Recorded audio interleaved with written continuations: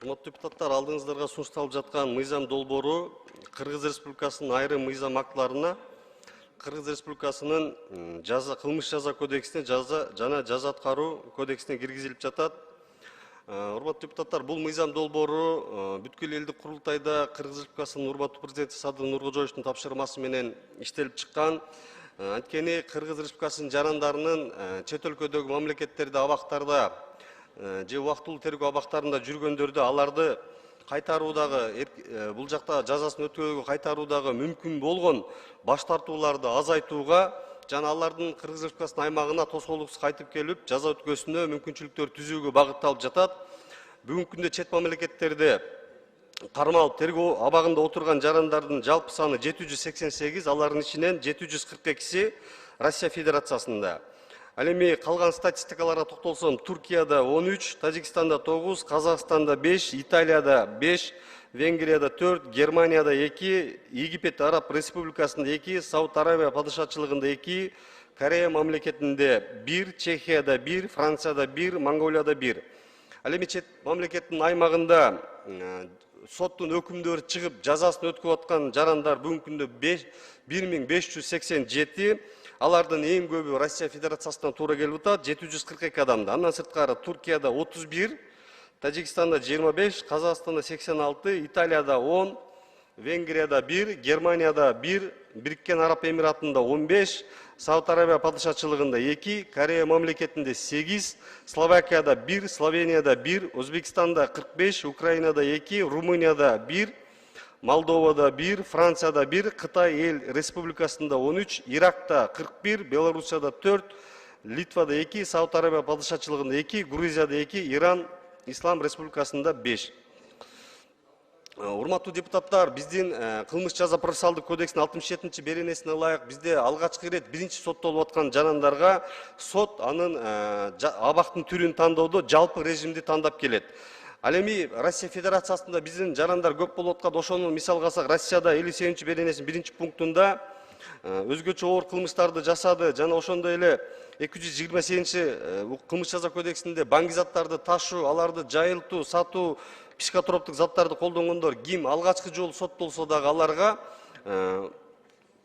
өзгөчө оор кылмыштардын катарына киргизип, катуу режимде берип атат. Ал эми биздин бул жака которууда болсо, алар чет мамлекеттин соту өзгөчө оор деп тандап атса, бизде жалпы режим болгондуктан бул жака кайтарууда мисалдар келип чыгып атат. Ошондуктан бул жерде биз кылмыш жаза аткаруу кодексинин 73-чү беренесинде түзөтүү мекемелеринин түрлөрү каралган, бүгүнкү күндө 3. Бул жалпы, катуу жана өзгөчө. Ошол жерге биз 11-чи бир пунктты киргизип атабыз. 5, 7 жана 10 пункттарында чет мамлекеттик сот тарабынан эркиндигинен ачыртылган, соттолгон жана жазасын өтөө үчүн Кыргыз Республикасына которулуп атканда, чет мамлекеттин соту тарабынан конкреттүү колониянын түрү аныкталган мекеме бияка которулат. Ал эми бул жака которулганда биздин мекеменин өзгөртүү түрлөрү аларга жайылтылбайт деп атабыз. Анткени ошол бул да кайтаруудагы баш тартууларды азайтуу үчүн. Андан сырткары кылмыш жаза кодексинин 67-чи беренесине киргизип атабыз. Белгилүү бир мөөнөт керектигинен ажыратууда 4.1 менен Кыргыз Республикасынын жогорку соту Кыргыз Республикасынын кылмыш жаза процессуалдык кодексинин 61-чи главасына ылайык чет мамлекеттин сотунун өкүмүн аткаруу менен байланышкан маселелерди чечүүдө Кыргыз Республикасынын жараны же Кыргыз Республикасынын аймагында туруктуу жашаган жарандыгы жок адам жазасын андан ары өтүү Кыргыз Республикасына өткөрүп берүүлүүдө болгон ишин ашырууну камсыз кылууда өзүнүн токтомунда бизде баякы мөөнөттөрдү, баякы режимдерди ошол ылайык чет мамлекетте соттолгон өкүмдүн ылайык келген түрүн гана тандайт. Бирок абзац менен бул жака жазып атабыз. Мисалы, Россиядан да башка мамлекетте биздин режимдер, абактагылар туура келип калса, бул баякы которуудагы негизги бир шарт болгон учурда гана кабыл алынат. Ал эми калган учурда бул ченемди колдонбойт деп жогорку сот депчи. Бул дагы жанагы чет өлкөдөн баш тартууларды азайтуу. Ал эми 80-чи беренеде бизде жазаларды бириктирүү менен камакта кармоонун өкүмү бар. Бул жерде бүгүнкү күндө бир күнгө болуп келген акыркы кодекстерде. Бирок өткөн жылы 23-жылдын 29 мартында Конституциялык сот чечим чыгарып, бир күн 2 күнгө эсептөө болгон. Ушул жерде дагы биз чет өлкөдөн жарандарды которууда бул жакта мөөнөттөрүн кыскартып жалпы өкүмдү эсептөөдө ошол жогорку сот буну чет мамлекеттик сот тарабынан көрсөтүлгөн мөөнөттү эске алуу менен гана тартибин колдонулат дагы. Ошол баягы эгер аларда бир күн болсо, бир күн 2 күн болсо ошол бойдон эсептейт. Бул дагы кайрылуу абзац менен жазабыз. Эгерде бул Кыргыз Республикасында жазасын өтөөчүнүн эркиндигинен ажыратууга соттолгон адамды өткөрүү берүүнүн шарттарынын бири болуп саналса деп. Ушул бөлүктүн 1 абзасы ошол учур бири болгон учурда гана жогорку сот тарабынан колдонулат деп атабыз. Жылына канча киши ошол жерде камалгандар бизге которулуп келет? Канча пайыз ушул камалгандардан деп айтсак болот? Приближенный. Урматтуу Исхак Салтанатович, 2023 жылы жалпы 149 адам келген.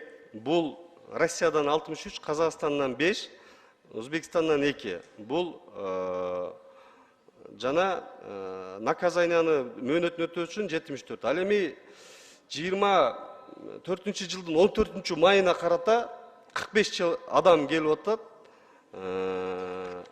21 жылы 143, 22 жылы 105, 19 жылы 219, 20 жылы 81. Ушундай статистика бар. Ушул камакта отуруп калган жигит кыздарыбызды ушул жерге алып келгенге кандай жолу болот? Жөнөкөй жолу. Жарандарыбыз кимге кайрылыш керек? Россиянын коргоо органына, кимине? Просто мындай сизде азыр бүт шайлоочулар да карап атат да. Жөнөкөй сөз менен айтып бере аласызбы? Кандай жол жобосу бар? Башкы прокуратурага кайрылыш керек. Кыргызстан жана Россиянын башкы прокуратурасы, ошондойбу? Кыргызстанда башкы прокуратура, Россияда федералдык служба исполнения наказаний. Ушул мыйзам кабыл алып берсе кандай жардам болот? Эмне жылат ордунан? Ушул мыйзам кабыл алынып келсе, азыр мына Үмүткадыр Райзина 145 келип отурабы? Келип турган. 112 адамдын иши ушул беренеге туура келет. Бул кабыл алынгандан кийин келе башташат. Казакстан боюнчачы? Казакстан боюнча. Бул Россия боюнча айтып атасыз? Казакстанда статистиканы Казакстанда 86 жаран бар. Которулгандарбы бир жылда? Жок, бүгүн абакта отургандар. Казакстан боюнча мен сизге азыр бүгүнкү күнгө карата 24 жылы 4 адам которулду. Өткөн жылы Казакстандан 10 адам которулган. Жок, бул мыйзам кабыл алса Казакстанга да тиешелүүбү? Бул мыйзам бүт чет өлкөдөгү соттолгондорго тиешелүү. Ошол Кореядан баштап Венгрия, Молдовага чейин бүтүндөй жайылтылат. Соттолгон биздин жарандарыбызды которуу өтө кээде эме маселе кыйынчылыктар менен чечилүүдө. Себеби жакшы билебиз, орус тарабынын даттануулар бар эле. Ушул даттануулар боюнча кандайдыр бир маселе чечилдиби? Кайсы дейсиз, акыркысы кайталап атат? Ушул кесилген мөөнөт анан кийин кыскартылат Кыргыз Республикасындагы. Ушул маселе боюнча сүйлөшүүлөр жүргүзүлгөнбү? Башкы прокуратура. Саламатсыздарбы депутаттар, уруксат берсеңиздер мен жооп берейин. Өзүңүзгө белгилүү болгондой, бул маселе Россия Федерациясы менен азыркы бардык маселелер чечилген.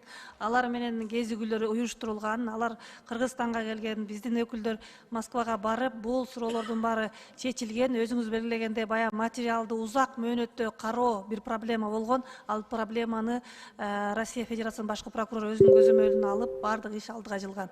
Бир гана көйгөй ушул мыйзамда көйгөй болчу, ошол боюнча бул жака сиздердин астыңыздарга келдик.